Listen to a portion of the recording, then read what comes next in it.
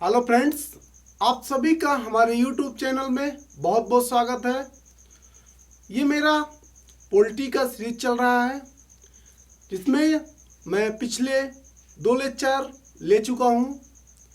इस लेक्चर में मैं आपको नागरिकता डिटेल से पढ़ाऊँगा। फ्रेंड्स, जो मेरा पिछला लेक्चर था उसमें मैंने बताया था कि भारत राज्यों का संघ है, अर्थात भारत एक है, इसे विभाजित नहीं किया जा सकता। केवल प्रशासनिक सुविधा के लिए भारत को राज्यों एवं केंद्र शासित प्रदेशों में बांटा गया है, जिसको मैंने डिटेल में अनुच्छेद 1 से लेकर 4 तक को डिटेल में आपके साथ पढ़ा था। इस लेक्चर में मैं नागरिकता अनुच्छेद 5 से लेकर 11 तक को डिटेल में पढ़ूंगा। फ्रेंड्स, मेरा मकसद आपको पॉलिटी इस प्रकार से पढ़ाना है ताकि कंपटीशन में आया हुआ पॉलिटी से कोई भी क्वेश्चन आपका न छूटे। चाहे आप वनडे एग्जाम दे रहे हो, चाहे आप MPPSC का एग्जाम दे रहे हो, UPSC का एग्जाम दे रहे हो, या किसी स्टेट PSCs का एग्जाम दे रहे हो, उसमें आया हुआ कोई भी आपका चाहे प्री का क्वेश्चन हो या मेन का क्वेश्चन हो, आपका कॉन्सेप्ट क्लियर होना चाहिए। मेरा ये मोटो है। चलिए, मैं आज स्टार्ट कर रहा हूँ आपके बीच नागरिकता को। इस लेक्चर में मैं नागरिकता को डिटेल में आपके साथ पढ़ूंगा। मैं ये भी बताऊंगा कि नागरिकता से कौन कौन से इम्पोर्टेंट पॉइंट्स हैं जो कि वनडे एग्जाम के लिए या प्री के लिए इम्पोर्टेंट हैं। चलिए हम फिर स्टार्ट करते हैं। भारत में एकल नागरिकता है। मतलब एकल नागरिकता से आप इस प्रकार समझ सकते हैं कि केवल आप यदि केंद्र शासित प्रदेश आपको राज्य या भारत सरकार द्वारा यदि आपको नागरिकता मिल जाती है तो राज्यों द्वारा नागरिकता मिल गई है। आप एक दूसरे पॉइंट भी इसे समझ सकते हैं कि जो अमेरिका है, USA है, वहाँ पर दोहरी नागरिकता का प्रावधान है। मतलब कि केंद्र पे दूसरी नागरिकता रहती है और जब आप किसी राज्य के नागरिक होते हो तो वहाँ की भी नागरिकता रहती है। जबकि भारत सरकार में नागरिकों के लिए केवल एक ही नागरिकता का प्रमाण पत्र देता है। यह जो एकल नागरिकता का प्रावधान है वह भारत सरकार ने UK से ग्रहण किया है। जो नागरिकता चैप्टर है वो भाग 2 में आता है और जो इसका विस्तार है वह अनुच्छेद 5 से लेकर अनुच्छेद 11 तक है।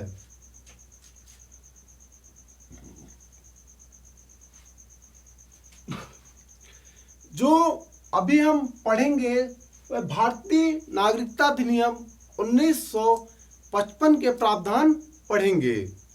भारतीय नागरिकता अधिनियम 1955 के प्रावधान को 5 बार संशोधन भी किया जा चुका है। वह 1986 में, 1992 में, 2003 में, 2005 में तथा 2019 में।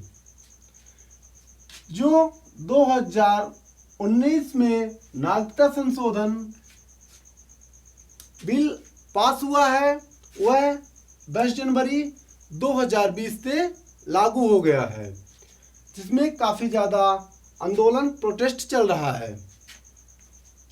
उससे जुड़े हुए जो भी करंट अफेयर से क्वेश्चन बन सकेंगे, मैं उनको जब भी करंट अफेयर्स का लेक्चर लूँगा तो आपके साथ डिटेल में साझा करूँगा। इस लेक्चर में जो आपके फिक्स्ड पॉलिटी है उसको मैं डिटेल में पढ़ूँगा। तो जो भारतीय नागरिकता अधिनियम 1955 है, तो निम्न आधार पर नागरिकता दी जाती है। जन्म से जब भारत का संविधान लागू हुआ था 26 जनवरी 1950 से, यदि पूर्व किसी का भारत के राज्य क्षेत्र में जन्म हुआ हो तो भारतीय नागरिकता अधिनियम 1955 के अंतर्गत वह भारत का नागरिक होगा। वंश परंपरा के अनुसार द्वारा नागरिकता, यदि किसी व्यक्ति के दादा दादी या माता पिता भारत के क्षेत्र में, अविभाजित भारत के क्षेत्र में रहे हों तो उसे भारत की नागरिकता दे दी जाती है। देशीकरण द्वारा, यदि कोई व्यक्ति भारत का नागरिक रहा हो तो उसे भारतीय अधिनियम नागरिकता अधिनियम 1955 के अंतर्गत उसे नागरिकता दे दी जाती है। पंजीकरण के द्वारा, यदि कोई पंजीकरण के द्वारा 3 कंडीशन पे नागरिकता दी जाती है। पहला, विवाह के द्वारा, यदि कोई फॉरेनर हमारे इंडियन गर्ल से शादी करता है तो उसे भारत की नागरिकता दे दी जाती है। दूसरा ये है कि यदि कोई 6 माह तक भारत के राज्य क्षेत्र में रहता है तो उसे भारत की नागरिकता दे दी जाती है।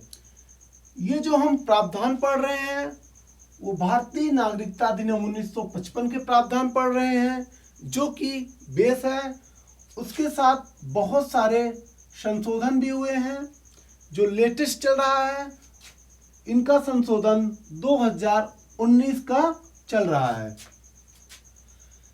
उन लोगों को भी नागरिकता दी जाती है जो कि भारतीय समाज में जन्मे हों एवं उनके बच्चे नाबालिग रहे हों और वो बाहर रहे हों।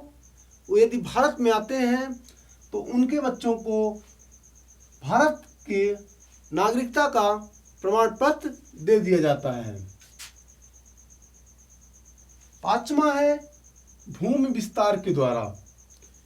चूंकि भारत एक संप्रभु राज्य है, यानी कि भारत दूसरे देश को या दूसरे देश के क्षेत्रफल को अधिग्रहण कर सकता है तथा एक्सचेंज भी कर सकता है। तो यदि भारत कोई क्षेत्र अधिग्रहण करता है तो उसके समस्त नागरिक जो उस क्षेत्र पर निवास कर रहे हैं तो स्वतः ही भारत के नागरिक हो जाएंगे। तो भारतीय नागरिक अधिनियम 1955 के अंतर्गत यदि किसी व्यक्ति की नागरिकता समाप्त करना है तो उसके लिए क्या क्या पॉइंट्स होते हैं जिसके द्वारा नागरिकता समाप्त कर दी जाती है। फर्स्ट ये है कि यदि कोई व्यक्ति दूसरे देश की नागरिकता ग्रहण कर लेता है तो उस व्यक्ति की नागरिकता समाप्त हो जाएगी। दूसरा पॉइंट ये है कि त्याग करने पर, यानी कि यदि कोई व्यक्ति भारत की नागरिकता त्याग कर देता है, दूसरे देश की नागरिकता एक्सेप्ट कर लेता है तो उसकी नागरिकता समाप्त हो जाएगी। या सरकार चाहे तो किसी व्यक्ति की नागरिकता यदि छीन लेती है तब भी नागरिकता समाप्त हो जाती है। जो नागरिकता का प्रावधान है वह 1949 से लागू हो गया था, जबकि हमारा भारतीय संविधान 26 जनवरी 1950 से लागू हुआ था। जबकि जो नागरिकता का प्रावधान है वह 1949 से लागू हो गया था। फ्रेंड्स, नागरिकता हो, चाहे आपके मूल अधिकार हो, चाहे नीति निर्देशक तत्व हो, इनका जो विस्तार है वो काफ़ी ज़्यादा है। यानी कि इनको हम 1 से 2 लेक्चर में कंप्लीट करेंगे। तो ये जो मेरा नागरिकता का पार्ट फर्स्ट रहेगा। पार्ट सेकंड में आपको अनुच्छेद 6, 7, 8, 9, 10, 11 पढ़ेंगे। इसमें मैं अनुच्छेद 5 को आपको डिटेल से बताऊंगा। शेष बचे हमारे अनुच्छेद मैं पार्ट सेकंड में नागरिकता का लेके आऊंगा। उसमें आप देखेंगे तो आपका नागरिकता से संबंधित कॉन्सेप्ट क्लियर हो जाएगा।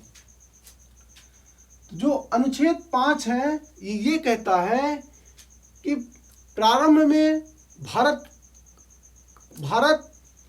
किन लोगों को नागरिकता दे सकता है, उन व्यक्ति की बात अनुच्छेद 5 करता है। तो उन लोगों को नागरिकता दे सकता है कि जो भारत के राज्य क्षेत्र में जन्मे हों या उनके माता पिता राज्य क्षेत्र में रहे हों, जन्म लिए हों, या संविधान लागू हुआ है जिस तिथि को, यानी 26 जनवरी 1950 को जिस दिन हमारा संविधान लागू हुआ था, उसके पूर्व से यदि 5 साल से पूर्व यदि वे रह रहे हों तो उन्हें भारत की नागरिकता दे दी जाएगी।